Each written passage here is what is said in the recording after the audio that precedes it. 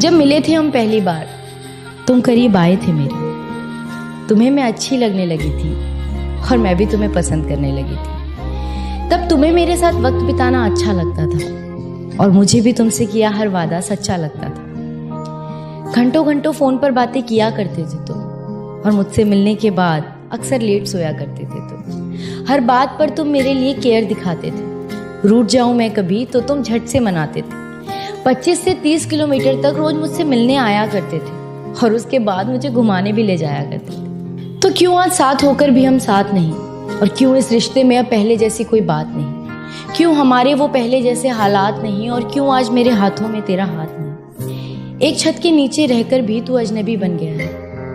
पता नहीं तू अचानक इतना क्यों बदल गया है। ऐसा नहीं कि मैंने तुम्हें समझाने की कोशिश नहीं की, पर कभी तुमने ही ये रिश्ता बचाने की कोशिश नहीं की। एक अरसे से जिंदगी को ऐसे ही एडजस्ट कर रही थी और जो हो रहा था मेरे साथ उसे बेमन से एक्सेप्ट कर रही थी, और तू मेरी इसी बात का फायदा उठा रहा था।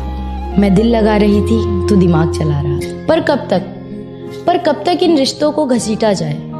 जहां चलना भी हो मुश्किल, वहां भला कैसे दौड़ा जाए? पर अब सच बताऊं तो बहुत थक चुकी हूं मैं, और इस घिसी पिटी जिंदगी से पक चुकी हूं। मैं जानती हूं कि मुझे कोई समझ नहीं पाएगा। टूटा था पहले भी ये दिल, एक बार फिर से टूट जाएगा। पर इस बार मैं खुद से एक वादा करूंगी, दूसरों से कम और खुद से प्यार ज्यादा करूंगी। मैं हंसती रहती हूँ अक्सर, इसलिए कोई जान नहीं पाता, और इस हंसी के पीछे का दर्द कोई पहचान नहीं पाता। अब किसी को इतना पास नहीं लाऊंगी मैं, अब किसी को इतना पास नहीं लाऊंगी मैं, और किसी को इतना खास नहीं बनाऊंगी मैं। और जरूरी नहीं कि जबरदस्ती रिश्तों को निभाया जाए, झूठी मुस्कुराहटों से बेमतलब सबको हंसाया जाए।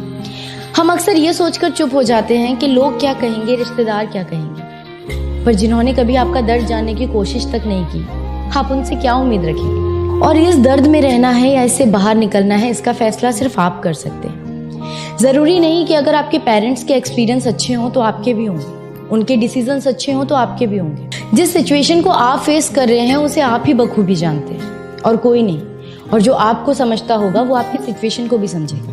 और शायद हमारा सफर यहीं तक हो, ये सोचकर अच्छी मेमोरीज को अपनी डायरी में रखकर उस चैप्टर को बंद कर देना चाहिए। क्योंकि हो सकता है आपकी किताब में कहानी नहीं किस्से हो, और अगर आप चाहते हैं कहानी लिखना तो आपको अपनी कहानी का मेन हीरो खुद बनना होगा। क्योंकि अगर आप किसी और को अपनी कहानी का मेन हीरो बनाएंगे तो आपकी कहानी अधूरी रह सकती है, लेकिन अगर आप खुद अपनी